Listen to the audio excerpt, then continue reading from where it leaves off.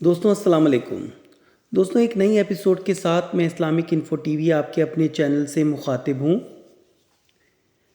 پہلی دفعہ حج پالیسی کا اعلان وقت سے پہلے اکتوبر میں کر کے سرکاری حج اسکیم کی درخواستوں کی وصولی نومبر میں کرنے کی تیاریاں مکمل تھیں، جس کا اعلان بھی کر دیا گیا تھا۔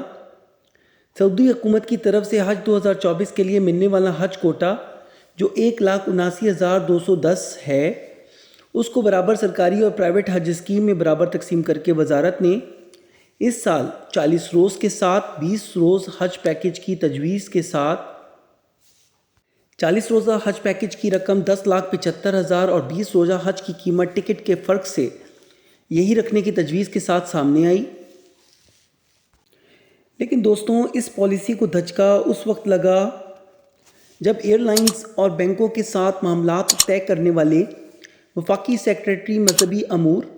ڈاکٹر آفتاب اکبر درانی کو اس وقت 18 ستمبر کو تبدیل کر کے سیکریٹری داخلہ بنا دیا گیا، جب وہ نگران وفاقی وزیر انیک احمد کے ساتھ حج 2024 کو مثالی اور سستا کرنے کا عزم لے کر ان کے ساتھ سعودیہ جا رہے تھے۔ اس وقت ان کو تبدیل کر دیا گیا، جس کو بعد میں انیک احمد صاحب نے بذات خود سعودی حکومت سے مل کر اہم امور کو طے کیا اور ڈی جی حج مکہ کو سرکاری عمارتوں کے حصول کے لیے کوششیں شروع کرنے کا بھی کہہ دیا۔ یہاں تک کہ جب وہ سعودیہ میں کافی معاملات طے کرنے کے بعد پاکستان پہنچے تو انہوں نے خوشخبریاں سنانے کی نوید سنائی۔ ناظرین، لیکن ان خوشخبریوں کے ساتھ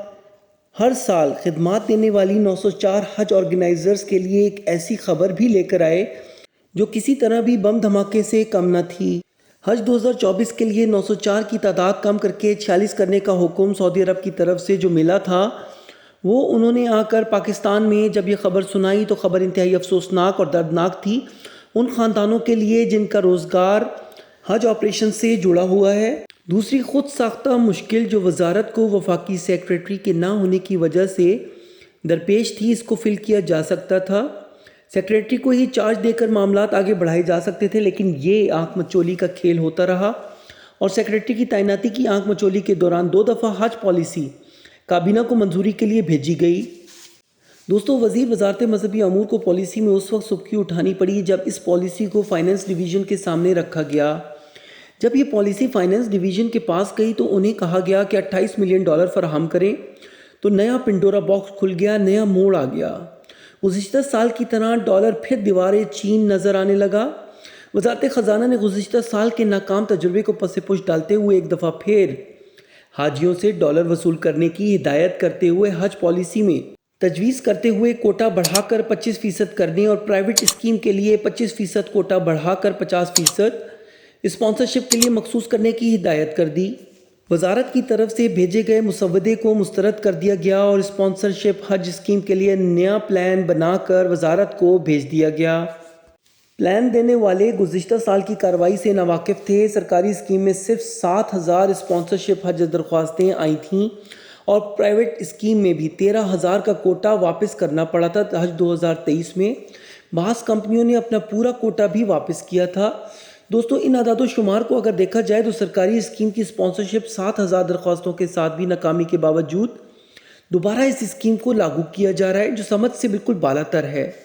دوستوں، دوسری طرف 30 اکتوبر کے کابینہ کے اجلاس میں سوالات کے تسلی بخش جوابات نہ آنے پر کابینہ نے موجودہ حج پالیسی کمیٹی کو بھجوا دی اور اس کو ریویو کرنے کا کہا۔ ابھی پچھلے ہفتے بدھ کے روز پریس کانفرنس شیڈیول تھی۔ وزیر وزارت مذہبی امور انیک احمد صاحب نے اس پریس کانفرنس کو چیئر کرنا تھا۔ اس کو ملتوی کرتے ہوئے بتایا گیا کہ ابھی تک حج پالیسی 2024 میں ابہام باقی ہیں جن کو دور کرنا ضروری ہے۔ ناظرین، اب جو ایک اچھی خبر آئی ہے، اس میں ایڈیشنل سیکریٹری ڈاکٹر عطاء الرحمان جو پچھلے 2 حج آپریشنز کو مینیج کر چکے ہیں، ان کو اضافی چارج دے کر سیکریٹری کی ذمہ داری دے دی گئی ہے۔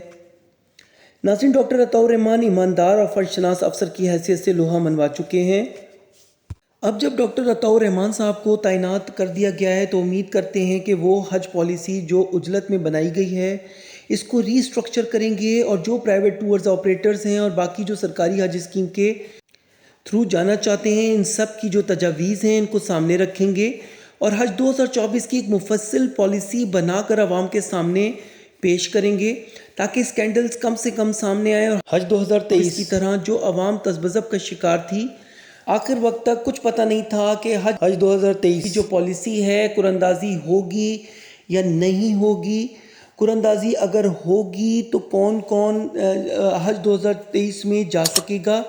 اگر قرآن اندازی نہیں ہوگی تو پھر حج 2023 کی پالیسی کیا ہوگی، کتنی درخواستیں آئی ہیں، کتنی درخواستیں ابھی آنا باقی ہیں، اسپانسرشپ حج اسکیم کے تھرو کتنے لوگوں نے اپلائی کیا ہے۔ ناظرین کی وہ تمام سوالات ہیں جو حج 2023 میں سامنے آئے، جو وزارت کا ایک بہت بڑا فیلئر تھا، جس پر اس دفعہ عوام ان سے سوال کرتی ہے، ڈیمانڈ کرتی ہے کہ حج 2024 کی پالیسی کو ایک مفصل پالیسی ہونا چاہیے اور عوام دوست پالیسی ہونا چاہیے۔ دوستوں آپ اس پہ کیا کہتے ہیں، آپ پلیز کمنٹ میں بتائیے گا، اور اگر ویڈیو پسند آئی ہے تو لائک اور شیئر بھی ضرور کیجئے گا۔ چینل پر اگر نئے ہیں تو سبسکرائب کرنا مت بھولیے گا اور بیل آئیکن بھی ضرور پریس کریں۔ Thank you.